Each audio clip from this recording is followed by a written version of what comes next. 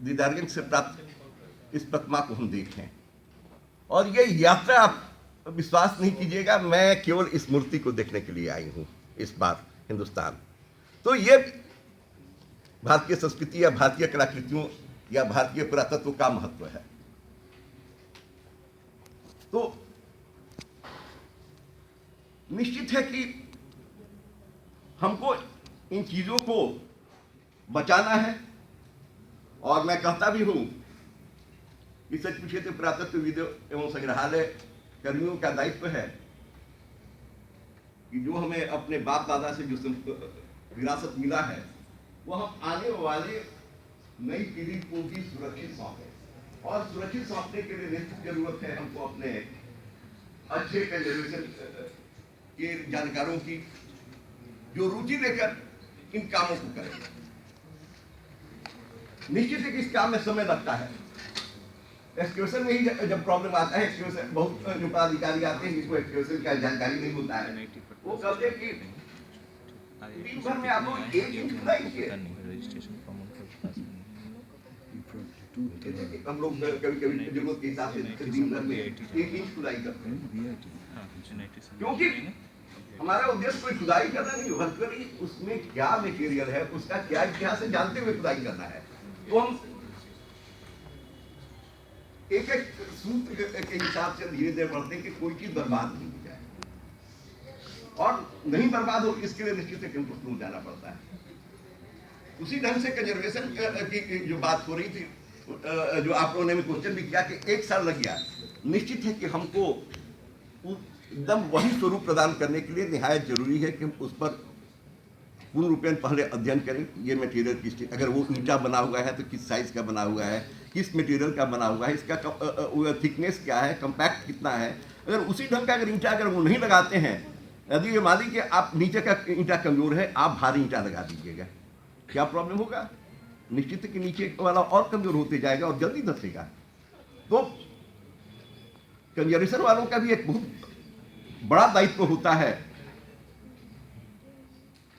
कि हम पूरे उस स्ट्रक्चर को अच्छे ढंग से पहले अध्ययन करें, उसके बाद वहां के प्रॉब्लम्स को समझें, और प्रॉब्लम्स को समझने के बाद एक रूटीन वे में नहीं, वर्चुअली रिसर्च करते हुए हमको उसका निदान ढूंढना पड़ता है, और तभी हम उसका कंजर्वेशन करेंगे, तब कुछ होगा। ये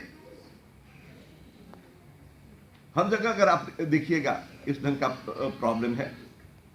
बिहार के मूवमेंट्स में भी ये प्रॉब्लम्स आ रहा है, हिंदुस्तान में भी प्रॉब्लम है, और इसीलिए सच पूछिए तो कंजर्वेशन का एक विंग, बहुत अच्छा कंजर्वेशन का विंग, जो रुचि रखने वाले हैं। सबसे बड़ी बात है कि रूटीन अगर नौकरी के ढंग से अगर हम लोग करना चाहेंगे तो रूटीन नौकरी के ढंग से ये काम नहीं होगा। वर्चुअली इस काम में पैशन होना चाहिए, और जब आप में पैशन होगा तभी आप बेहतर ढंग से काम कर पाइएगा।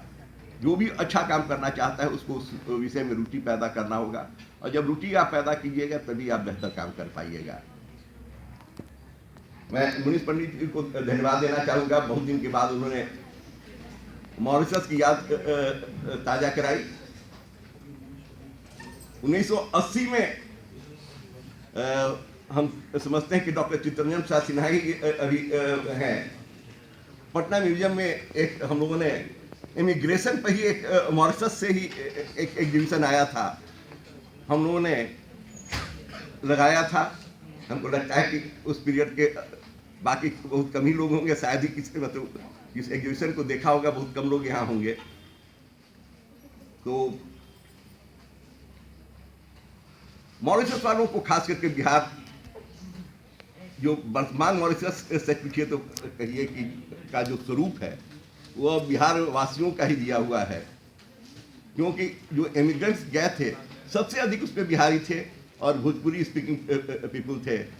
आज वहाँ अगर सच पूछिए तो शिवसागर राम गुलाम जी या उनका परिवार नवीन रामचंद्र, तो ये अधिकांश जो वहाँ जो अभी जो वहाँ के नेता हैं वो सब बिहारी मूल के ही नेता हैं। और मुनीष जी सच पूछिए तो मॉरिशस से उन्होंने शुरुआत की, अब वो बिहार में आए हैं। हम उम्मीद करते हैं कि मॉरिशस को में उन्होंने काम किया, बिहार में भी मतलब पहले वो जहाँ इमिग्रेशन हुआ वहाँ गए, उसके बाद बिहार आते हैं, हम उनको बधाई देते हैं कि वो फिर निश्चित है कि बिहार में कुछ काम करें और बिहार वालों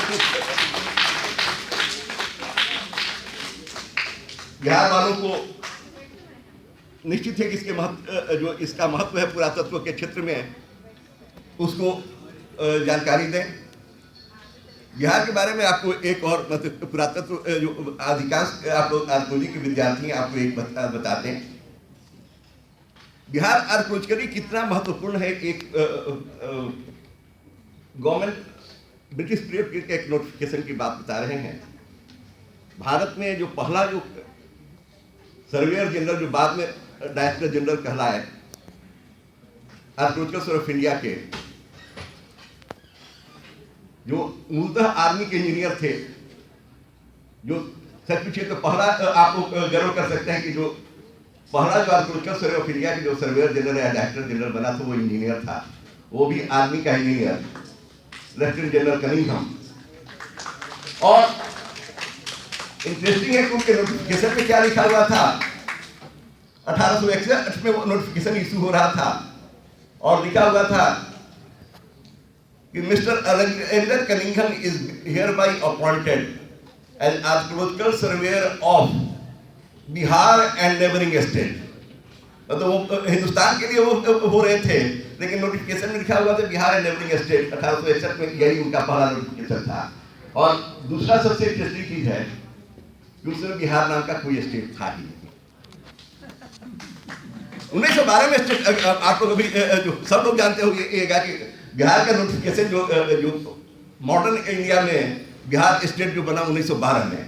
हाँ, डॉक्टर सत्यानंद सिन्हा जैसे कुछ लोग मनीषी थे जो उस समय भी लड़ाई लड़ रहे थे कि साहब बिहार एक अलग स्टेट होना चाहिए, या उनसे पहले भी उनके वर्तनी 1861 में तो उनके पूर्वज अधिक एक्टिव होंगे जो उनके पहले वाले लोग। तब बिहार बना 1900। लेकिन बिहार कितना आर्कोलॉजिकली इंपॉर्टेंट था, आप यही सोचिए कि लंदन में बैठे हुए व्यक्ति को जो बिहार स्टेट नहीं होते हुए बिहार जो जगह जो महत्वपूर्ण था, ये बिहार का क्षेत्र जो महत्वपूर्ण था, वो इतना महत्वपूर्ण था कि लंदन में बैठा हुआ आदमी नोटिफिकेशन निकालता है, is being appointed as archaeological survey of Bihar and neighbouring state. तो इसीलिए हम लोग गर्व कर सकते हैं कि हम लोग बिहारवासी हैं और यहाँ के पुरातत्व कितना महत्वपूर्ण है आप सभी समझ सकते हैं।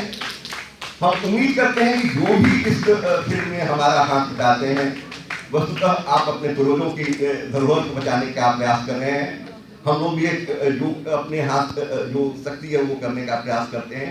हम उम्मीद करते हैं कि जो नई पीढ़ी जो आगे आएगी और इस पुरातत्व के क्षेत्र में जो हमारे संपत्ति है उसको निश्चित रूप से संरक्षित करके आगे वाले हजारों वर्ष की पीढ़ी को सुरक्षित प्रदान करेगी।